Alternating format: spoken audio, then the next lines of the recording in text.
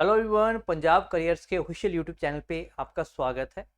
आज की इस वीडियो में हम यहाँ पे Punjab lecture cadre that is आपका पीजीटी फिजिक्स का जो सिलेबस है उसको डिस्कस करने वाले हैं।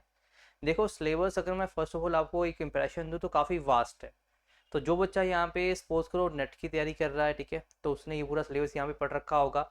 या फिर जो यहाँ पे मास्टर्स में जिसने अच्छी चीज़ें पढ़ी हुई हैं, ठीक है, तो उसको यहाँ पे इस जो सिलेबस है से फेमिलियरिटी देखने को मिलेगी। तो मतलब अगर आपने अच्छे से मास्टर्स, है ना, उसमें अच्छे से पढ़ा हुआ है, चीज़ें आपको यहाँ पे रिलेट कर पा रहे हो, तो आप इस सिलेबस को यहाँ पे अच्छे से कंप्लीट कर पाओगे। ठीक है, काफ़ी बड़ा सिलेबस है, काफ़ी वास्ट सिलेबस है। तो ये इनिशियल इम्प्रेशन है इस पर्टिकुलर सिलेबस का। तो आपको तैयारी भी उस तरह से करनी पड़ेगी। प्रीवियस ईयर पेपर्स को भी आपको मैं अगली वीडियो में दिखा दूंगा कि पेपर्स का लेवल किस तरह से आया है। तो उसके अकॉर्डिंग भी आप थोड़ी सी अपनी तैयारी को स्ट्रीमलाइन कर सकते हो कि आपको तैयारी करनी किस तरह से है ना। तो आज का तो ये टॉपिक आपका यहाँ पे रहने वाला है कि हम यहाँ पे सिलेबस क्या क्या रहने वाला है। तो 10 टॉपिक इसमें रहने वाले हैं और 10 के 10 टॉपिक आपके नेट के सिलेबस में भी देखने को मिलते हैं। तो जिससे नेट की तैयारी की हुई है उसके लिए तो एक ऐड ऑन बेनिफिट यहाँ पे देखने को मिलेगा ना।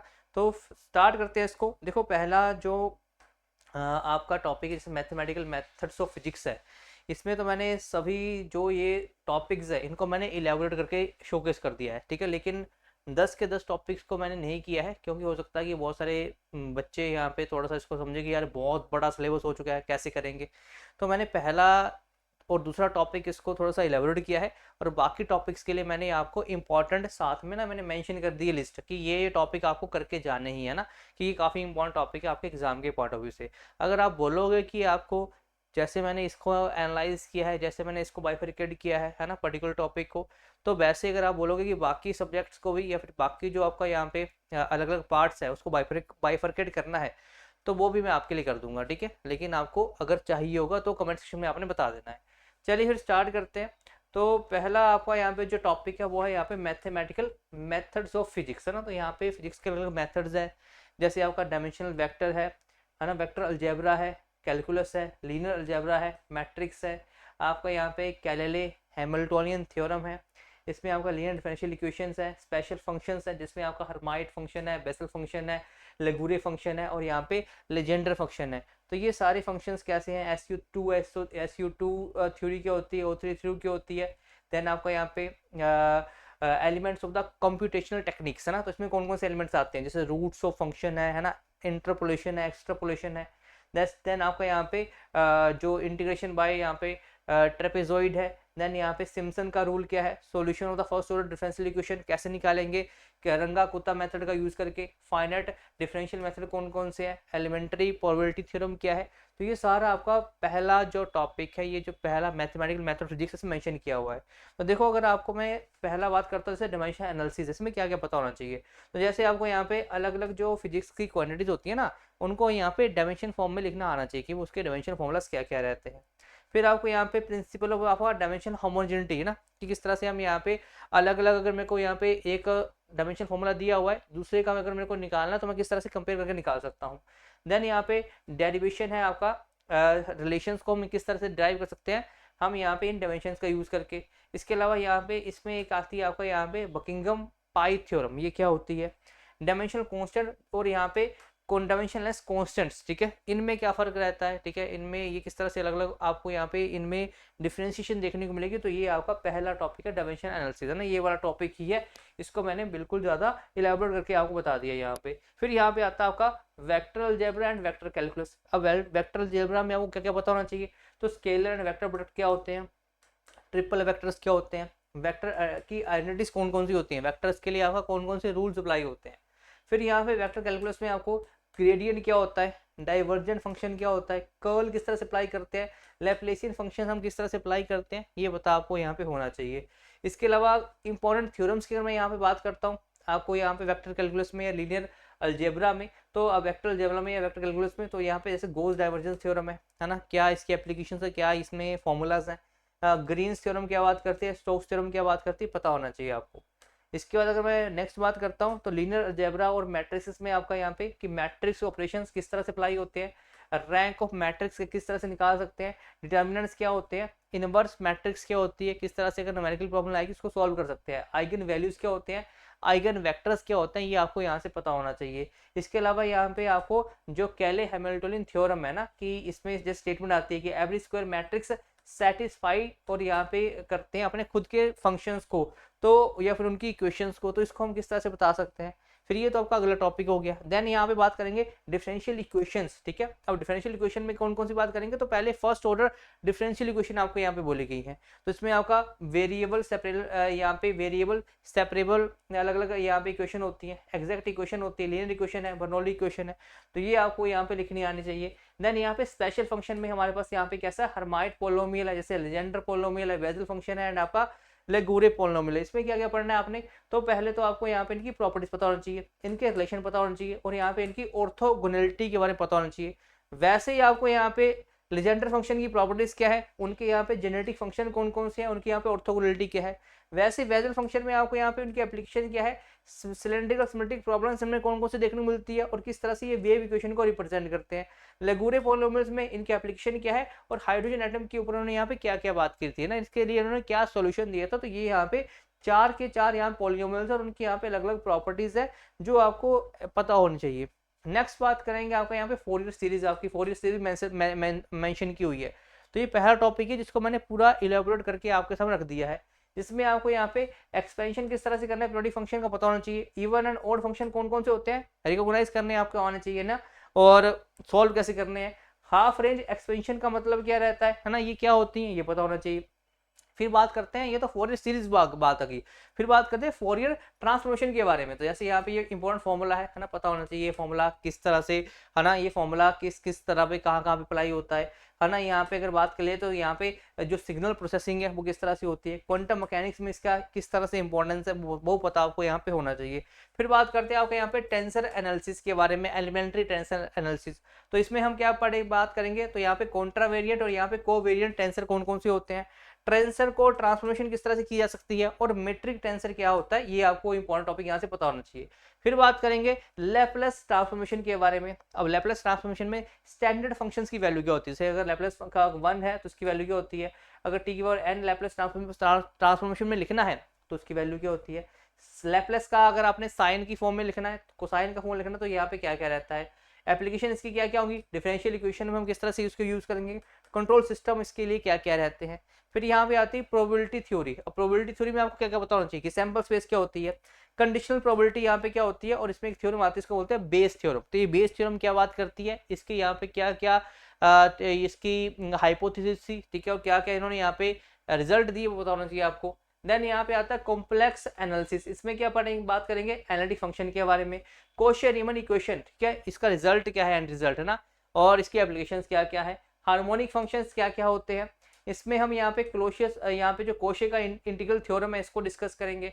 कोशे का यहाँ पे जो फॉर्मूला है इंटीग्रल थ्योरम का, उसका यहाँ पे यूज किस तरह से होता है उसको डिस्कस करना है। देन यहाँ पे ग्रुप थ्योरी की जब बात आती है तो आपको पता होना चाहिए कि यहाँ पे ग्रुप्स क्या होते हैं, सब ग्रुप क्या होते हैं, साइक्लिक ग्रुप क्या होते हैं, और यहाँ पे होमोमॉर्फिज्म क्या होता है। फिर देन आपका इसमें SU2 ग्रुप कौन सा होता है, O3 ग्रुप कौन सा होता है, किस तरह से पहचानेंगे कौन सा ग्रुप SU2 है, कौन सा ग्रुप यहाँ पे O3 है, वो आपको पहचानना है, ठीक है। तो ये यहाँ पे आपको पता होना चाहिए इसके बारे में।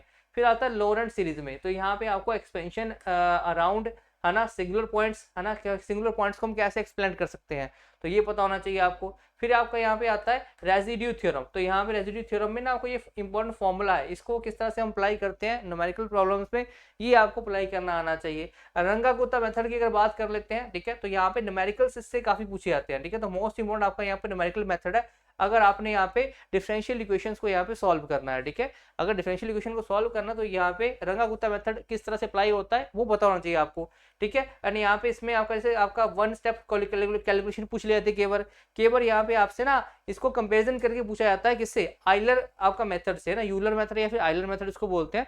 तो रंगागुत्ता मेथड और यूलर मेथड में या आइलर मेथड में क्या फर्क है ये आपको यहाँ से पूछा जा सकता है।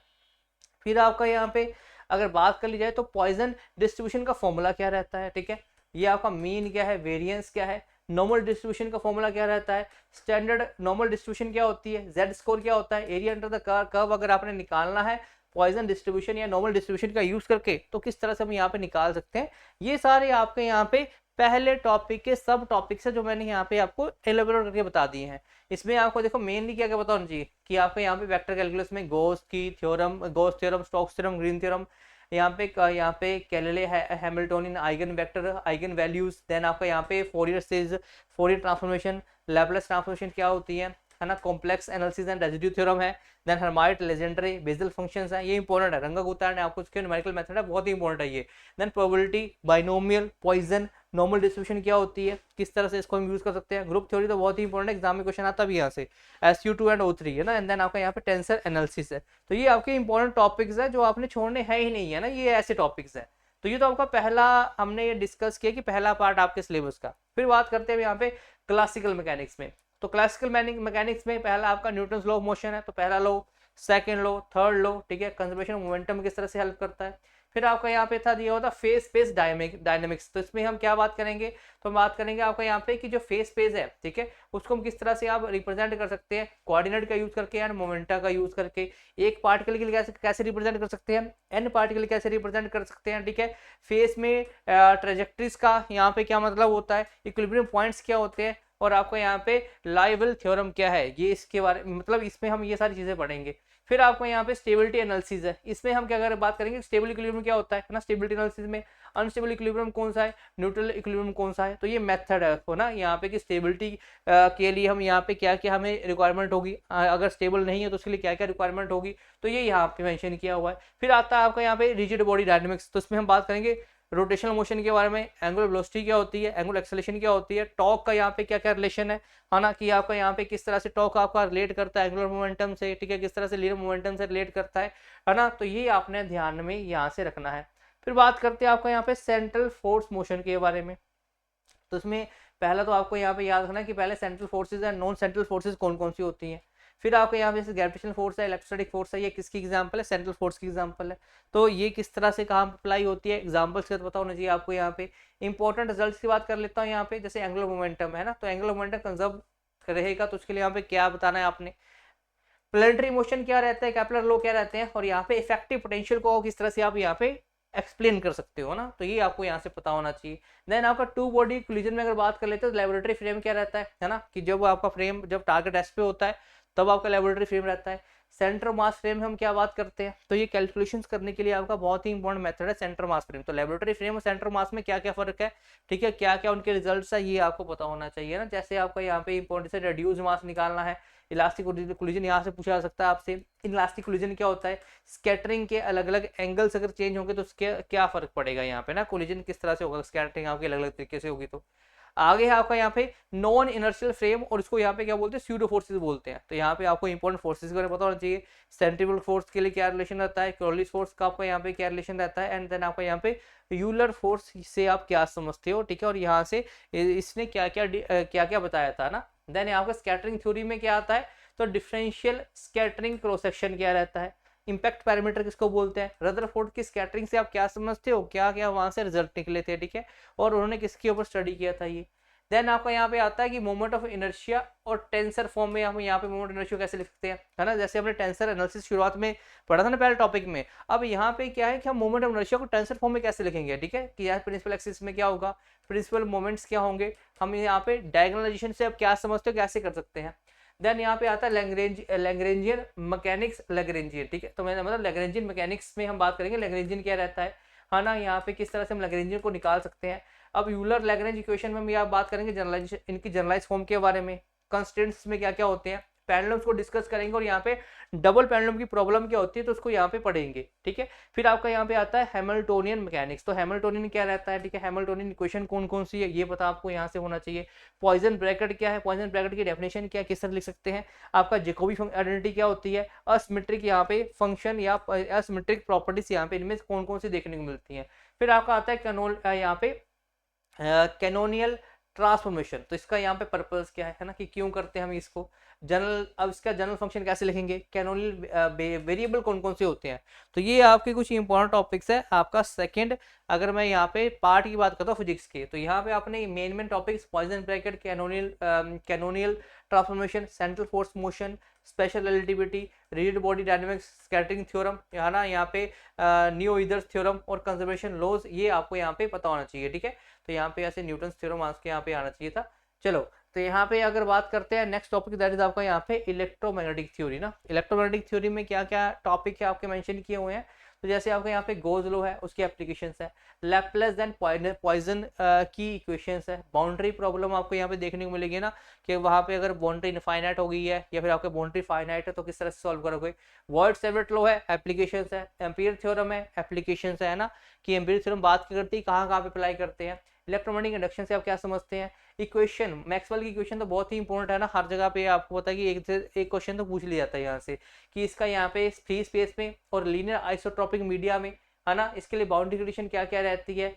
गोज इनवेरियंस से आप क्या समझते हो। इलेक्ट्रोमैग्नेटिक वेव, अगर मैं फ्री स्पेस की बात करता हूँ, डायलेक्टर की बात करता हूँ और कंडक्टर की बात करता हूँ, तो किस तरह से वहाँ पे बिहेव करती है, क्या वहाँ पे रिलेशन रहता है, ठीक है। डिस्पर्जन, अगर रिलेशन की बात करते हैं प्लाज्मा में, Lawrence invariance of the Maxwell equation की, किस तरह से आपका यहाँ पे कि जो आपका मैक्सवेल इक्वेशन है वो यहाँ पे इनवेरिएंट रहती है, अगर मैं लॉरेंस की बात करता हूँ, उन्होंने यहाँ पे बताया था। Dynamics of the charge particle in the static and uniform electromagnetic fields है ना, कि किस तरह से आपका यहाँ पे चार्ज पार्टिकल बिहेव करता है स्टैटिक में, ठीक है, एंड आपका यूनिफॉर्म इलेक्ट्रोमैग्नेटिक फील्ड में। व्हीटस्टोन ब्रिज क्या होता है, पोटेंशियोमीटर क्या होता है, इस पे तो न्यूमेरिकल प्रॉब्लम एग्जाम में आ जाती है। स्लाइड वायर ब्रिज क्या है, पहले तो इनकी कंस्ट्रक्शन पता होना चाहिए, कहाँ पे यूज किए जाते हैं, ठीक है, किस तरह से ये कौन सी प्रॉब्लम्स को फाइंड आउट करने के लिए होते हैं, इनकी कंस्ट्रक्शन कैसे होती है, और यहाँ पे न्यूमेरिकल प्रॉब्लम यहाँ से इंपॉर्टेंट है। तो यहाँ पे आपके लिए इंपॉर्टेंट टॉपिक क्या क्या है जो आपको करके जाने ही है। मैक्सवेल इक्वेशन पता होना चाहिए, गॉस लॉ क्या है, वर्ड-सेवर्ट लॉ क्या है, एम्पीरियल लॉ क्या है, इलेक्ट्रोमैग्नेटिक वेव्स क्या क्या होती हैं, किस तरह से कहाँ पे बाउंड्री कंडीशन वहाँ पे अप्लाई होती हैं। रिफ्लेक्शन के आपके यहाँ पे जो टॉपिक्स पूछे हुए हैं, जैसे आपका पोलराइजेशन है, ऑप्टिकल इंस्ट्रूमेंट्स है, डिफेक्ट्स ऑफ आई है, फ्रेजनल इंटरफेरेंस है, फ्रोनहोफर इंटरफेरेंस है ना, तो वहां से एग्जाम में क्वेश्चन आ सकते हैं। Charge particle motion electric and magnetic field में कैसा रहेगा, किरचॉफ्स लॉ, व्हिटस्टोन ब्रिज और आपका पोटेंशियोमीटर ना। तो ये इंपॉर्टेंट टॉपिक्स है जो आपने पर्टिकुलर इलेक्ट्रोमैग्नेटिक थ्योरी से करके जाने हैं, जिनको आप छोड़ नहीं सकते हो। तो ये आपका थर्ड टॉपिक है फिजिक्स का ना। बात करते हैं क्वांटम मैकेनिक्स में। वैसे अब देखो क्वांटम मैकेनिक्स का सिलेबस भी बहुत वाइड है। क्वांटम मैकेनिक्स में क्या है आपका यहाँ पे कि कैसे आपका यहाँ पे ड्यूल नेचर देखने को मिलता है वेव और वेव पार्टिकल का। वेव फंक्शन का कोऑर्डिनेट क्या होगा, मोमेंटम को किस तरह से हम रिप्रेजेंटेशन कर सकते हैं आपका यहाँ पे क्वांटम मैकेनिक्स में। देन आपका यहाँ पे आता है कि हम कम्यूटेटर क्या होता है, ठीक है, एंड हम हाइजेनबर्ग का जो अनसर्टेनिटी प्रिंसिपल है वो क्या बात करता है, किस तरह से उसको क्वांटम मैकेनिक्स में यूटिलाइज किया गया है। देन आपका यहाँ पे जो डायरेक्ट यहाँ पे ब्रैकेट नोटेशन है वो क्या होता है। श्रोडिंगर इक्वेशन तो बहुत ही इंपॉर्टेंट है कि टाइम इंडिपेंडेंट कौन सी है, टाइम डिपेंडेंट कौन सी है ना, और ये क्या बताती है। आइगन वैल्यू प्रॉब्लम्स आपको यहाँ पे देखने को मिलेगी, जैसे पार्टिकल इन ए बॉक्स है, बहुत ही इंपॉर्टेंट क्वेश्चन है पार्टिकल इन ए बॉक्स। यहाँ से न्यूमेरिकल प्रॉब्लम भी आ जाता है, यहाँ से कंसेप्चुअल क्वेश्चन भी आ जाता है। हार्मोनिक ऑसिलेटर है। देन आपका यहाँ पे टनलिंग इफेक्ट क्या रहता है, टनलिंग किसको बोलते हैं ना, टनलिंग थ्रू बैरियर यहाँ पे लिखा हुआ है। देन यहाँ पे अगर बात कर ली जाए यहाँ पे तो एंगुलर मोमेंटम अलजेब्रा, ठीक है, spin, addition of angular momentum, hydrogen atom किस तरह से आपका बिहेव करता है, अगर मैं क्वांटम मैकेनिकली बात करता हूँ, ठीक है। तो यहाँ पे कपलिंग आपसे एग्जाम में पूछी जा सकती है कि बताओ जी यहाँ पे कि आपका स्पिन ऑर्बिटल कपलिंग से क्या समझते हो, फाइन स्ट्रक्चर से आप क्या यहाँ पे समझते हो। और ये पर्टिकुलर बहुत ही इंपॉर्टेंट है आपका यहाँ पे ना टाइम इंडिपेंडेंट आपका यहाँ पे पर्टर्बेशन थ्योरी, कि ये पर्टर्बेशन थ्योरी है क्या है ना, इसमें क्या कंस्ट्रेंट्स है, इसके एप्लीकेशंस क्या क्या है। इसके अलावा यहाँ पे आपका फर्मी गोल्डन रूल आ जाता है ना, कि आपका टाइम डिपेंडेंट पर, ये तो आपका थी टाइम इंडिपेंडेंट परम्यूटेशन यहाँ पे पर्टर्बेशन थ्योरी, फिर टाइम इंडिपेंडेंट भी आती है, फिर टाइम डिपेंडेंट आ जाती है थ्योरी, वो होता होना चाहिए आपको यहाँ पे। सेक्शन रूल क्या होते हैं, सेमी क्लासिकल थ्योरी, ठीक है, रेडिएशन की आपकी किस किस तरह से काम करती है। फेज शिफ्ट से आप क्या समझते हो, पार्शियल वेव्स क्या रहती हैं, ठीक है। इसके अलावा यहाँ पे आपका जो स्पिन स्टैटिस्टिक्स कनेक्शन है, ठीक है, रिलेटिविस्टिक आपका क्वांटम मैकेनिक्स होती है, ठीक है, ये इसमें क्या क्या रहता है ना, किस तरह इसको यहाँ पे एक्सप्लेन कर सकते हैं। क्लैन गॉर्डन एंड आपका यहाँ पे डायराक इक्वेशन है ना, ये दोनों जहां जहां पे नेमिंग इक्वेशन आएंगे वो तो आप छोड़ ही नहीं सकते ना। नेमिंग इक्वेशन से तो आपके क्वेश्चन पूछे जाने के चांसेस ज्यादा रहते हैं। तो वहां पर आपको यहाँ पे टॉपिक इंपॉर्टेंट कौन से, श्रोडिंगर इक्वेशन है। ऑपरेटर और ऑब्जर्वेबल कौन कौन से होते हैं, कम्यूटेटर्स का क्या रूल होता है, हाइजेनबर्ग अनसर्टेनिटी है, डायरेक्ट आपका ब्रैकेट नोटेशन है, पार्टिकल इन ए बॉक्स है, हार्मोनिक ऑसिलेटर है, एंगुलर मोमेंटम है, हाइड्रोजन एटम के बारे में किस तरह से बताया है यहाँ पे क्वांटम मैकेनिक्स ने। यहाँ पे परटर्वेशन थ्योरी है, तो परटर्वेशन थ्योरी मतलब आपने टाइम डिपेंडेंट भी करनी है, टाइम इंडिपेंडेंट भी करनी है, उनकी एप्लीकेशंस भी करनी है ना। देन यहाँ पे वेरिएशन मेथड क्या रहता है, फर्मी गोल्डन रूल क्या है यहाँ पे, ठीक है, और यहाँ पे identical particles and Pauli's principle, and then यहाँ पे लास्ट में आता है स्कैटरिंग थ्योरी। ये तो इंपॉर्टेंट टॉपिक्स है यहाँ पे। इसके अलावा अगर मैं इसको इलेबोरेट करके लिखता तो ये बहुत ही ज़्यादा यहाँ पे आपको इसके अंदर सब टॉपिक देखने को मिलते हैं जो आपको करने भी हैं आपके एग्जाम के पॉइंट ऑफ व्यू से, ठीक है। फिर बात करते हैं टॉपिक नंबर 5 की, थर्मोडायनेमिक्स एंड स्टैटिस्टिकल फिजिक्स की। तो यहाँ पे आपने क्या क्या पढ़ना है, लॉज ऑफ थर्मोडायनेमिक्स क्या होते हैं, पहला law, second law, third law, zeroth law क्या बात करता है, ठीक है। मैक्सवेल का रिलेशन आपका किस तरह से आपको थर्मोडायनेमिक्स से देखने को मिलता है, आप फेज इक्विलिब्रियम से क्या समझते हो, ठीक है। माइक्रो स्टेट्स, मैक्रो स्टेट्स, ठीक है, माइक्रोनोमियल, ठीक है। यहाँ पे ग्रैंड कैनोनियल असेंबल्स, पार्टीशन फंक्शंस क्या होते हैं, पार्टीशन फंक्शन तो बहुत ही इंपॉर्टेंट आपको यहाँ पे टॉपिक देखने को मिलता है। Free energy and connection with the thermodynamic quantities, ठीक है, कि आपका यहाँ पे एनर्जी और थर्मोडायनेमिक क्वांटिटीज का रिलेशन क्या क्या रहता है। First and second phase transaction क्या क्या होती हैं, क्लासिकल और क्वांटम स्टैटिस्टिक्स है। फर्मी, देखो ये तो बहुत ही इंपॉर्टेंट लॉ है, फर्मी बोस गैसेस क्या रहती हैं, ठीक है, ये यहाँ पे ब्राउनिन मोशन है, रैंडम वॉक है, बोस आइंस्टाइन कंडेंसेशन है, ये तो कभी छोड़ नहीं सकते आप यहाँ पे ना। तो यहाँ पे इस तरह से आपका यहाँ पे प्लैंक की डिस्ट्रीब्यूशन लो है, इन्होंने किस तरह से डिस्ट्रीब्यूशन किया था पार्टिकल्स को। तो यहाँ पे आपने ये याद करके जानी, ये करके जानी है कि लॉ ऑफ थर्मोडायनेमिक्स क्या होता है, potential thermodynamic and micro and Maxwell के साथ क्या रिलेशन है, इंसेंबल्स क्या होते हैं, माइक्रोनोमियल क्या होता है, कैनोनिक यहाँ पे कैनोनिकल क्या होता है और ग्रैंड कैनोनिकल क्या रहता है, पार्टीशन फंक्शंस क्या होते हैं, फर्मी डिराक और बोस आइंस्टाइन स्टैटिस्टिक्स पता होना चाहिए आपको यहाँ पे। देन यहाँ का black body radiation, planks law है, बोस आइंस्टाइन कंडेंसेशन ने क्या क्या बात की थी, क्या क्या नई चीजें यहाँ पे पता लगी थी, कौन कौन सी यहाँ पे लिमिटेशंस को इन्होंने पहले खत्म किया था ना, जो पिछले आपका यहाँ पे जो आपका थ्योरम्स वगैरह आई थी वहां पर रही थी। रैंडम वो क्या होता है, ब्राउनिन मोशन है, एंड डिफ्यूजन इक्वेशन क्या होती है, और फेज ट्रांजिशन क्या होती है। तो ये तो इंपॉर्टेंट टॉपिक्स है जो करनी है। इसके अलावा आपको यहाँ पे अगर सिलेक्शन करवानी है तो आपको हर एक चीज़ तो गो थ्रू करना पड़ेगा ना, आपको पता होना चाहिए, ऐसा नहीं कोई टॉपिक छोड़ दिया फिर वहां से क्वेश्चन आ गया। आगे बोला गया इलेक्ट्रॉनिक्स एंड आपका एक्सपेरिमेंटल मेथड्स है, तो आपको यहाँ पे क्या पता होना चाहिए। तो इलेक्ट्रॉनिक्स में हम यहाँ पे बात करते हैं सेमीकंडक्टर के बारे में ना, कि किस तरह सेमीकंडक्टर वर्क करते हैं, है ना, डायोड्स क्या होते हैं, जंक्शंस क्या है, ट्रांजिस्टर्स क्या है ना, फील्ड इफेक्ट ट्रांजिस्टर्स क्या होते हैं, बाइपोलर जंक्शन ट्रांजिस्टर्स क्या होते हैं, ठीक है। इस तरह से इनके अलग अलग प्रैक्टिसेस क्या होते हैं, फ्रीक्वेंसी डिपेंडेंस एंड इसकी एप्लीकेशंस क्या क्या रहती हैं, ऑप्टो इलेक्ट्रॉनिक डिवाइसेस क्या होती हैं, है ना, इसमें आपका सोलर सेल्स, फोटो आपका डिटेक्टर्स, देन आपका LEDs, high energy high frequency devices, generators और डिटेक्टर्स में क्या फ़र्क रहता है, एम्पलीफायर्स क्या होते हैं, ठीक है, उनकी एप्लीकेशंस कहाँ कहाँ यूज़ करती हैं, फीडबैक, हम नेगेटिव फीडबैक और पॉजिटिव फीडबैक से हम यहाँ पे क्या समझते हैं, रजिस्टर काउंटर यहाँ पे कंपैरेटर्स, ठीक है, तो इनके सर्किट से आपका यहाँ पे किस तरह से जाते हैं, माइक्रो प्रोसेसर और माइक्रो कंट्रोलर्स, है ना। तो जैसे आपका यहाँ पे आप माइक्रो प्रोसेसर के बारे में पढ़ते हो ना, तो जैसे आपका 888 वगैरह यहाँ पे रहता है ना, तो उसमें आपका यहाँ पे बेसिक लॉजिक गेट्स क्या रहते हैं, है ना, कम्युनिकेशन सिस्टम किस तरह से आपका यहाँ पे रहता है ना, कि आपका यहाँ पे कौन कौन सी वेव्स का यूज़ किया जाता है, अंटीना वगैरह किस तरह से रहना चाहिए, तो वो आपका यहाँ पे ये सारा इसमें मेंशन किया हुआ है। तो आपको यहाँ से क्या क्या पता होना चाहिए, डायोड, बीजेटी, एफईटी, अलग अलग आपका यहाँ पे एम्पलीफायर्स, लॉजिक गेट्स हो गया, ठीक है, आपका यहाँ पे रजिस्टर्स हो गया, यहाँ पे काउंटर्स वगैरह हो गया। इसके अलावा यहाँ पे एडी और डीए कन्वर्टर्स पता होना चाहिए आपको यहाँ पे, ठीक है, जैसे आपका यहाँ पे कम्युनिकेशन सिस्टम के बारे में, एरर एनालिसिस के बारे में, और किस तरह से आप यहाँ पे एरर्स को यहाँ पे प्रोपगेट कर सकते हो। लीस्ट सिक्योर मेथड कौन सा है, solar cell, LEDs, photo electric photo detectors के बारे में, माइक्रो प्रोसेसर और आपका यहाँ पे माइक्रो कंट्रोलर के बेसिक्स के बारे में, ठीक है। तो ये आपको यहाँ पे मेंशन किया हुआ है इलेक्ट्रॉनिक्स में, तो अगर आपका इलेक्ट्रॉनिक्स में होल्ड है तो ये आप टॉपिक इजीली कर सकते हो। इसके बाद आपका यहाँ पे आता है experimental techniques and data analysis, है ना। तो यहाँ पे डेटा एनालिसिस में क्या क्या हम देखेंगे, तो हम यहाँ पे बात करेंगे किसके बारे में, डेटा इंटरप्रिटेशन के बारे में और एनालिसिस के बारे में, प्रिसीजन एक्यूरेसी के बारे में, एरर को हम किस तरह से एनालाइज कर सकते हैं, कौन कौन से मेथड्स हैं, है ना, किस तरह से हम एरर को यहाँ पे लोकेट कर सकते हैं, लीस्ट स्क्यूरिंग फिटिंग यहाँ पे मेथड कौन सा है, लीनियर के लिए और नॉन लीनियर के लिए, ट्रांसड्यूसर आपको यहाँ पे क्या क्या होते हैं, या फिर आपका ये किस तरह से किन पे डिपेंड करते हैं। इसके अलावा यहाँ पे अगर बात कर ली जाए तो इंपॉर्टेंट टॉपिक्स आपने जो याद रखनी है यहाँ पे, जीएम काउंटर बहुत ही इंपॉर्टेंट है यहाँ पे ना, थर्मोकपल क्या होता है, होल प्रोब क्या रहता है, फोटो डायोड्स क्या रहते हैं, लोकी डिटेक्टर क्या होता है, मॉड्यूलेशन टेक्निक्स हम कौन कौन से यूज करते हैं, ऑपरेशनल एम्पलीफायर और आपका इंस्ट्रूमेंटेशन एम्पलीफायर कौन कौन से होते हैं, ची स्क्वायर टेस्ट क्या रहता है, ली स्क्वायर फिटिंग मेथड आपका किस तरह से होता है, किस तरह से हम यहाँ पे एरर को एनालिसिस करते हैं और यहाँ पे एरर को प्रोपेगेट करते हैं ना। तो ये आपने एक्सपेरिमेंटल टेक्निक्स और डेटा एनालिसिस में याद रखना है। देखो छोटा टॉपिक है थोड़ा सा, लेकिन आपने अगर इन टॉपिक्स को थोड़ा सा अच्छे से पढ़ लोगे तो, क्योंकि हर एक टॉपिक आपका यहाँ पे कुछ ना कुछ तो वेटेज लेके आएगा ना। तो अगर आपने यहाँ पे कुछ टॉपिक्स को बहुत अच्छे से कर लिया और जो वहाँ पे थोड़ा सा आपका वीकनेस है वहाँ पे इंपॉर्टेंट टॉपिक्स आपने कर लिए, तब भी आप अच्छे तरीके से एग्जाम में परफॉर्म कर सकते हो। फिर आता है यहाँ पे एटॉमिक एंड मॉलिक्यूलर फिजिक्स। इसमें हम क्या पढ़ते हैं, इसमें हम पढ़ते हैं आपका यहाँ पे कि क्वांटम मैकेनिकली इलेक्ट्रॉन किस तरह से आपका यहाँ पे एटम में रहता है ना, इलेक्ट्रॉन की स्पिन किस तरह से बिहेव करती है।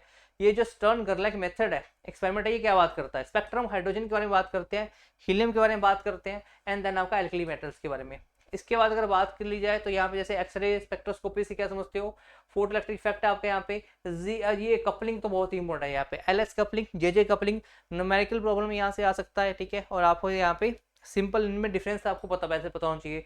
जीमन इफेक्ट क्या होता है, ठीक है। इसके अलावा यहाँ पे Paschen black and Stark effect, Paschen back and आपका यहाँ पे स्टार्क इफेक्ट है आपका कौन सा है। इसके अलावा स्पोंटेनियस और आपका स्टिमुलेटेड एमिशन क्या से क्या समझते हो, आइंस्टाइन का ए एंड बी कोफिशिएंट बहुत ही इंपॉर्टेंट है ये वाला। लेजर्स के बारे में बात करते हैं, ऑप्टिकल पंपिंग क्या होती है, पॉपुलेशन इन्वर्जन से आप क्या समझते हो, रेट इक्वेशन क्या रहती है, और मोड ऑफ आपका यहाँ पे रेजोनेटर्स और यहाँ पे कोहेरेंस लेंथ हो किस तरह से मेजर कर सकते होती क्या है।